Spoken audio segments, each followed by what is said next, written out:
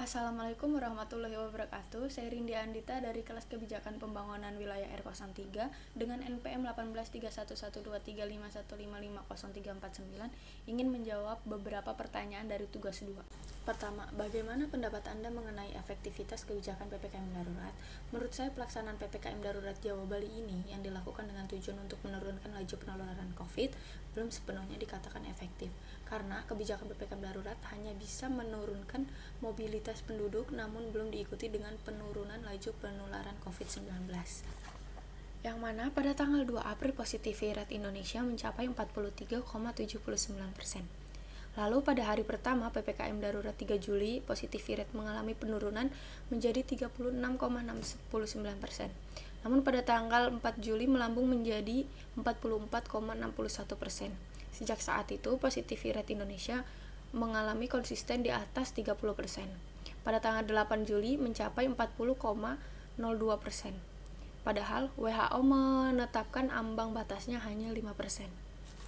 Yang kedua, bagaimana hubungan pemerintah pusat dan daerah dalam menangani COVID-19? Hubungan pemerintah pusat dan daerah, menurut saya, mengalami dalam kurun waktu 1 tahun terakhir, masih terdapat peristiwa yang menunjukkan ketidakselarasan antara pemerintah pusat dan pemerintah daerah dalam menangani COVID-19. Misalnya, banyaknya kepala daerah yang menerapkan berbagai inisiatif lokal tanpa menunggu instruksi dan melakukan koordinasi ke pusat.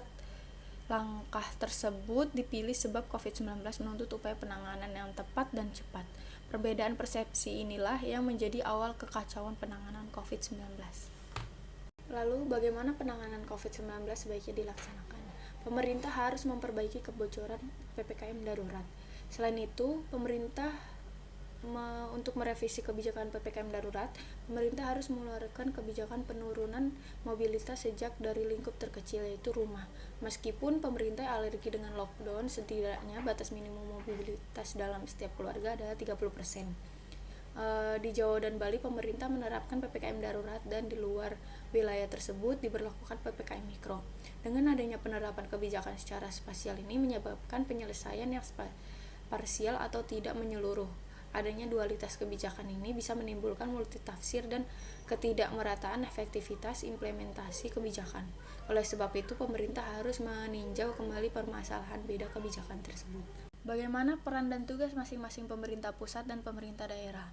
Peran pemerintah pusat yaitu membuat kebijakan baru yang diharapkan dapat menurunkan angka penularan COVID-19.